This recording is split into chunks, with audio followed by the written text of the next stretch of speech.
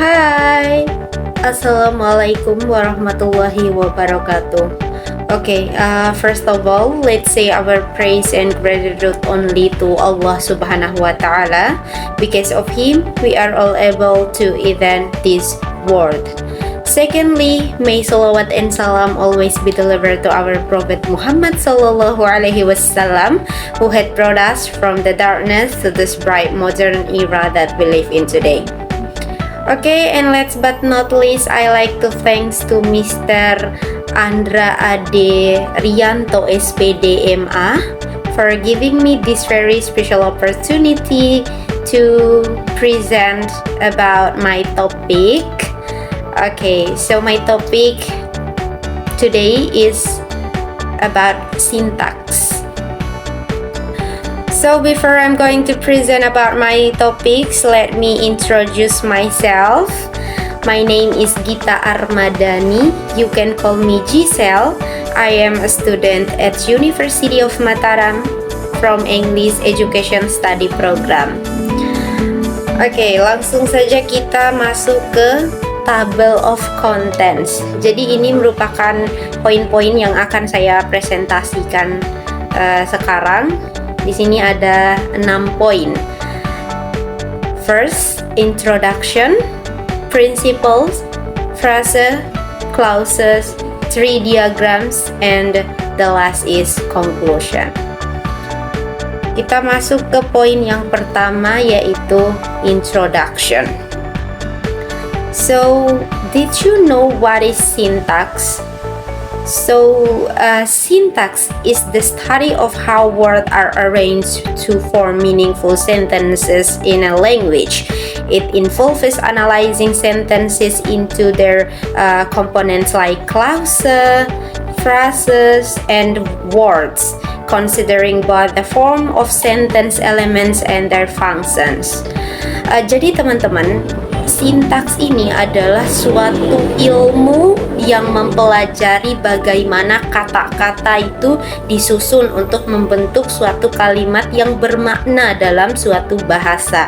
Nah, ini melibatkan suatu analisis kalimat ke dalam komponennya seperti klausa, frasa, dan kata dengan mempertimbangkan bentuk elemen kalimat dan fungsinya. Poin selanjutnya yaitu principles of syntax.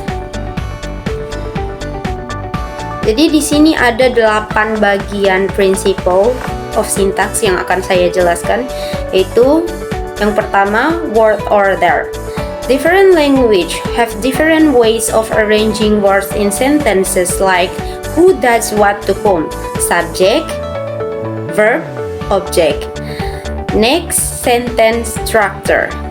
Sentences are made up of parts like noun groups and verb groups, and these parts have their jobs in the sentence.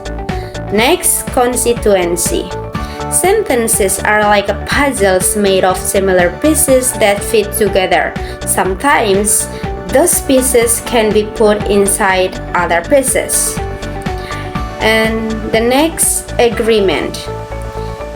In some language, words in sentences have to match, like in English, when we say he eats apples, not he eat apples. Selanjutnya, grammatically. Not all word combinations are allowed in a language. Some are right and some are wrong.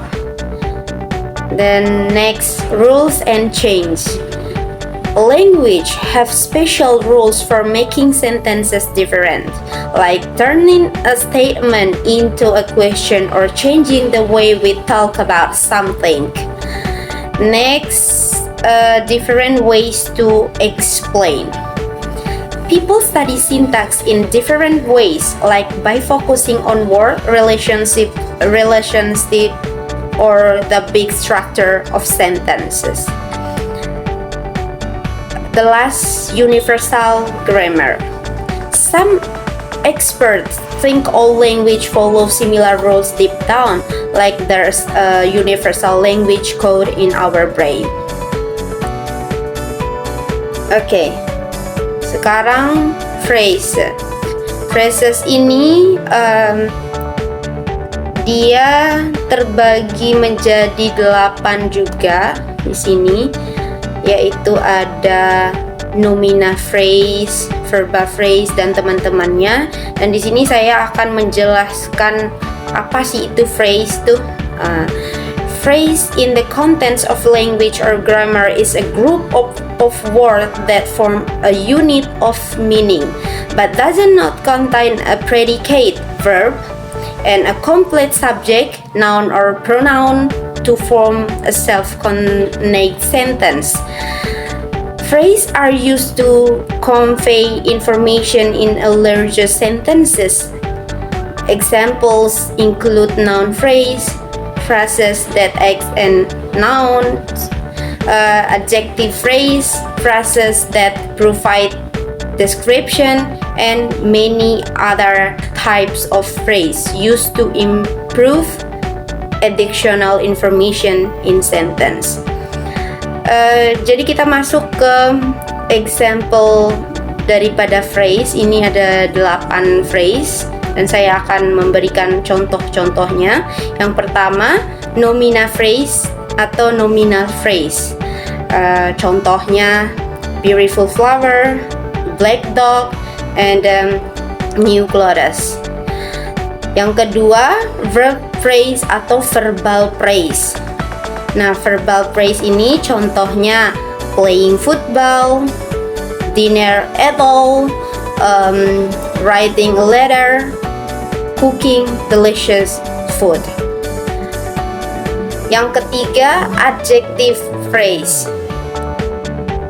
Contohnya, the house is blue, an interesting book, a very touching movie, dan ya sebagainya. Yang selanjutnya, prepositional phrase. Contoh dari prepositional phrase ini ada in the back, across the street, on the table, under the start, dan lain sebagainya. Oke, yang keempat, adverb phrase. Tadi loncat sepoin, kita bacakan lagi, kita jelaskan lagi example dari adverb phrase. Contohnya, in the morning, with caution and care, quickly and quickly, etc. Yang keenam, infinitive phrase.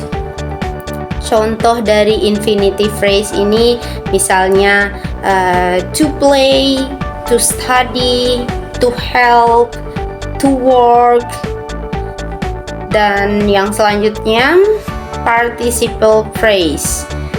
Contoh dari participle phrase ini ada sing beautifully and sing, note in his book, using a vast computer.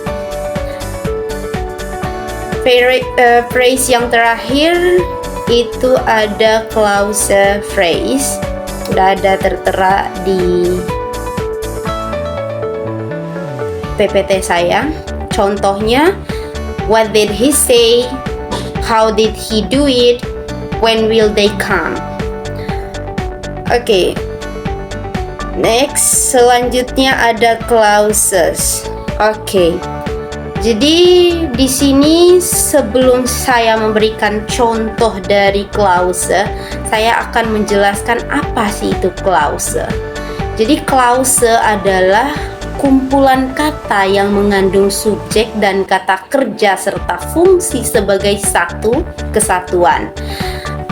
Nah, di sini ada dua clause utama yang terpampang di PPT saya, yaitu yang pertama independent clause dan dependent clause. Okay, so the example of independent clause, he went to the store. Jadi penjelasannya adalah he went to the store ini in this sentence.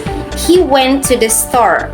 is an independent clause because it can stand alone as a complete sentence. Sedangkan yang kedua ada dependence clause. For example, because he ran out of milk, he went to the store. Nah, in this sentence, because he ran out of milk is a dependent clause because it cannot stand alone as a complete sentence. It depends on the independent clause. He went to the store to form a complete thought. Next, tree diagrams.